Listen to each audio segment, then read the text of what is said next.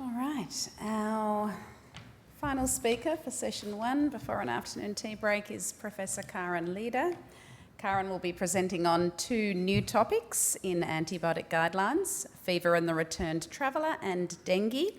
So Karin is an infectious diseases physician at the Royal Melbourne Hospital, a public health professor in the School of Public Health and Preventive Medicine at Monash University, and an NHMRC Investigator Grant Fellow. She is internationally recognised for collaborative research related to importation of infections across international borders and has extensive experience leading complex research programs examining environmental exposures on health, particularly in the Asia-Pacific region. She has led community-based cohort and randomised controlled trials, and her work has been translated into clinical guidance and policy change. She has received multiple awards in recognition of her achievements, has over 315 manuscripts and chapter publications, and has received more than $75 million in career funding. Please join me in welcoming Karin to the stage.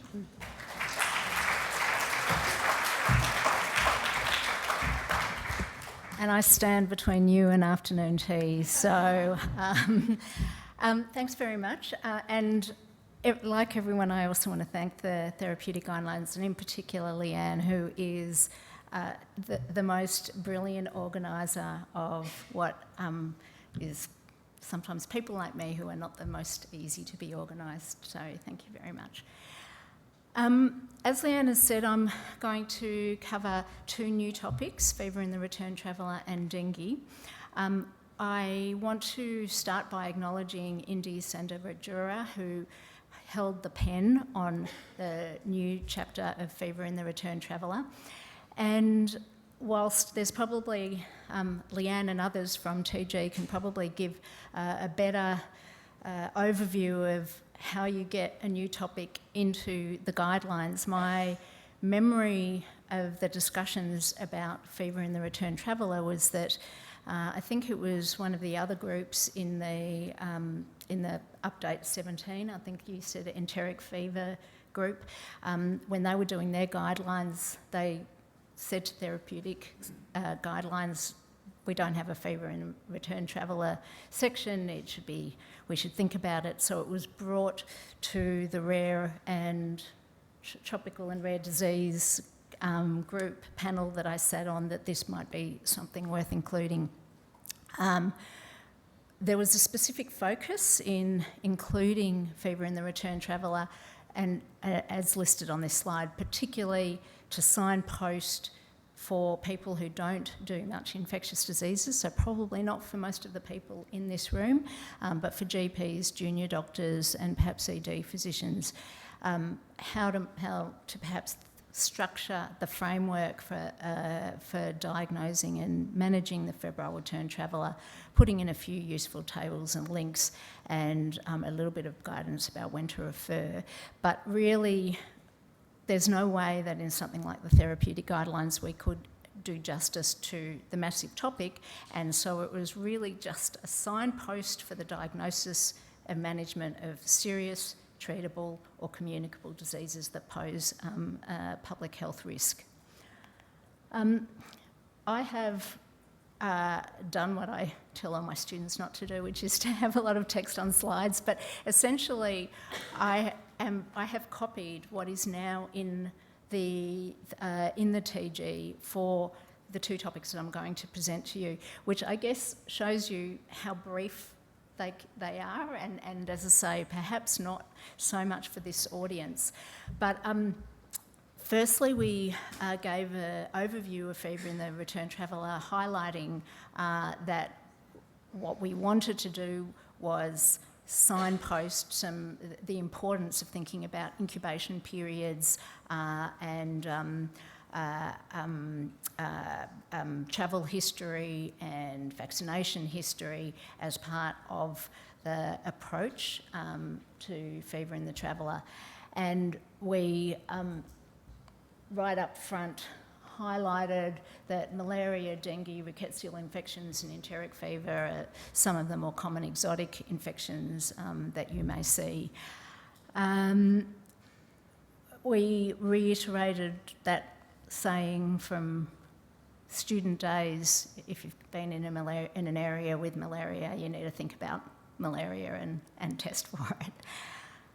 And we also just pointed out that travellers with an advanced stage are often at greater risk of complications. Unfortunately, that probably includes me now, travellers with advanced stage, a greater risk of morbidity and mortality. We gave a very brief overview of the general approach to assessing the febrile return traveller. We give a link to the US CDC Yellow Book, which has an excellent advice about geographical risks and is a really good resource. We specifically wanted to highlight highly communicable diseases that pose a public health risk, and in particular mentioned measles a couple of times, but also viral hemorrhagic fevers, and highlight Australian guidelines for standard precautions with a link.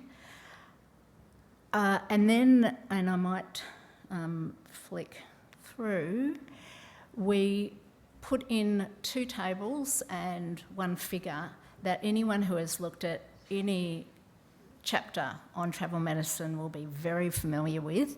There'll be various versions of it, but essentially the first table focuses on typical incubation periods, and as is often done, we have a column for the short incubation periods, less than 10 days, intermediate of 10 to 21 days, and then greater than 21 days. It's not an exhaustive list. There is a lot of links to other sections of the Therapeutic Guidelines where we talk more about these infections.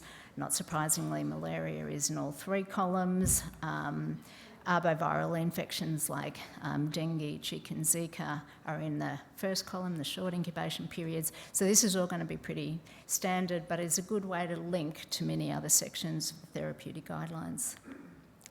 We also put in another table that will be familiar to many of you, which is some of the key clinical findings. And again, remembering that this target audience is a more general audience, we wanted to highlight things that many of us in this room may know because we think about it, looking for an eSCAR or things like that, but wanted to have it there for a more general audience. Some of you may know Indy. He's a clinician and a microbiologist, and I think put quite a lot of thought into listing the initial investigations, because I think one of the problems with the approach to a return traveller is often perhaps not that diagnoses aren't thought about, but that people who don't see some of the more exotic or rare infections commonly might not choose the best approach for diagnosis. And a great example of that is people who don't think about typhoid all that often. We often see that people have had serology ordered instead of blood cultures.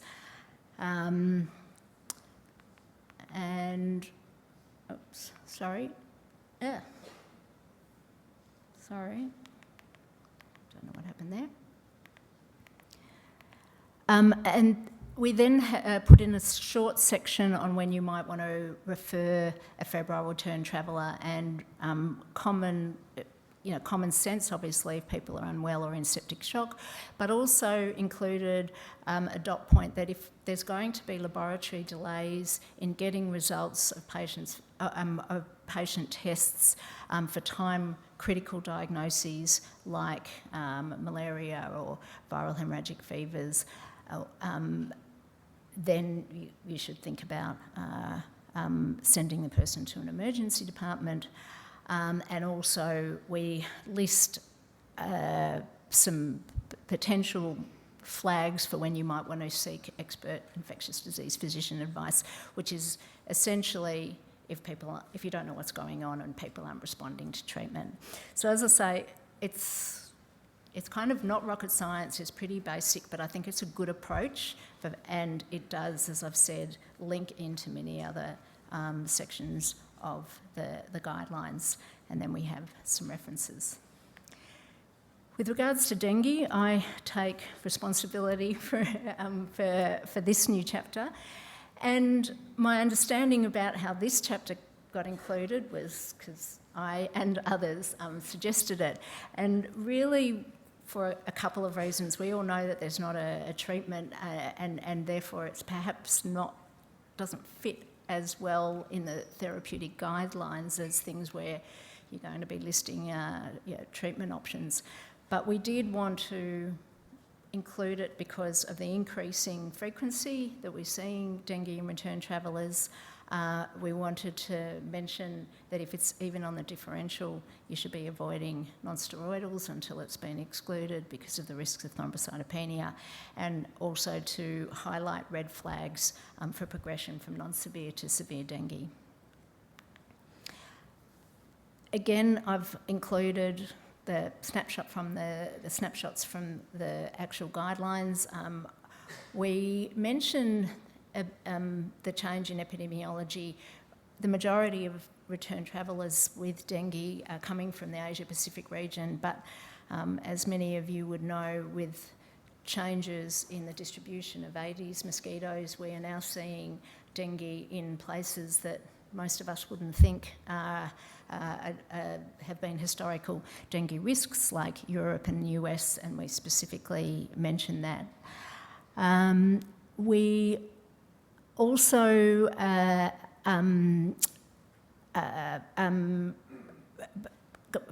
give a very brief overview of the clinical presentation of dengue, which again most of you in this room would know, but specifically we wanted to highlight a couple of things.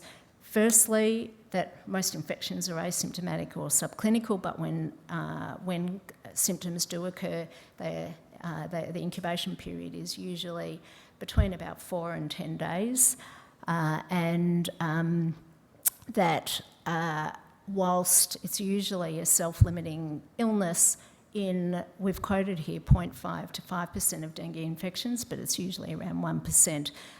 There will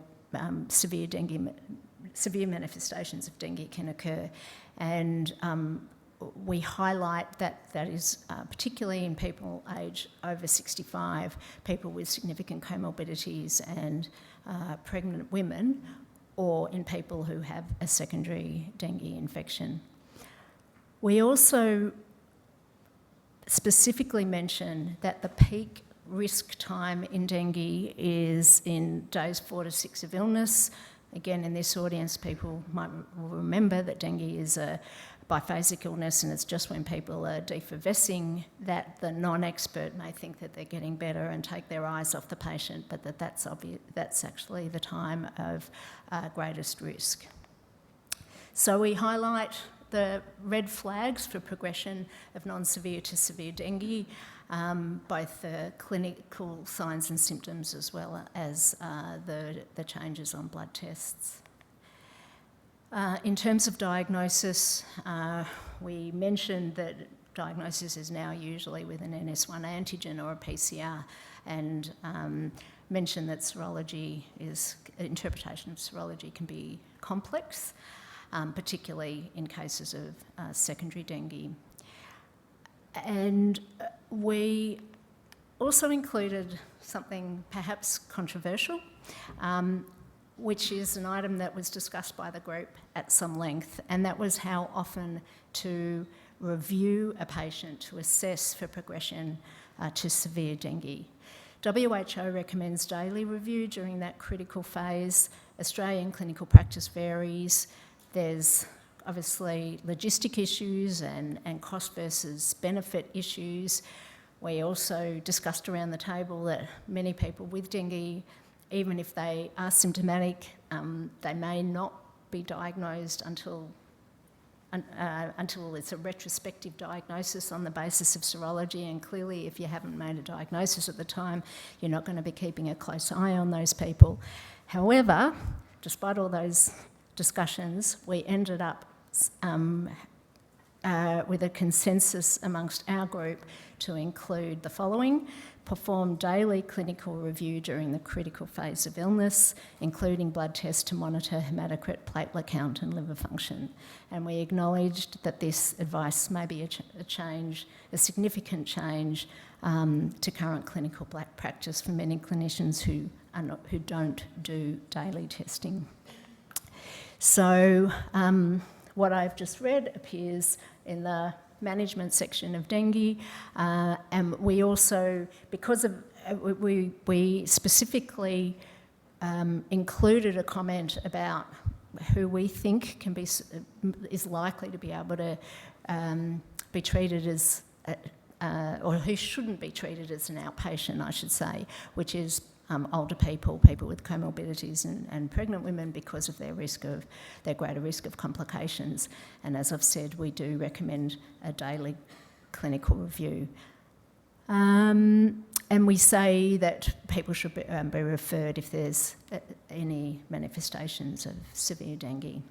And then finally, we have one little section on prevention, talking about mosquito avoidance measures, but also saying approaches to preventing dengue include vaccination and reducing mosquito bites. I contacted Leanne about 6 weeks ago when I heard that the TGA had approved the Qdenga vaccine, the live attenuated dengue vaccine, to see if we should mention it or make any last minute change, but Qdenga hasn't gone to a target yet. I believe it's going in the next couple of months, and it's not yet available in Australia, but will be in a few months. So I guess watch this space for an additional complication or additional thing to learn about prevention of dengue, because we'll start getting asked about use of the vaccine. And I think we've left some time for questions.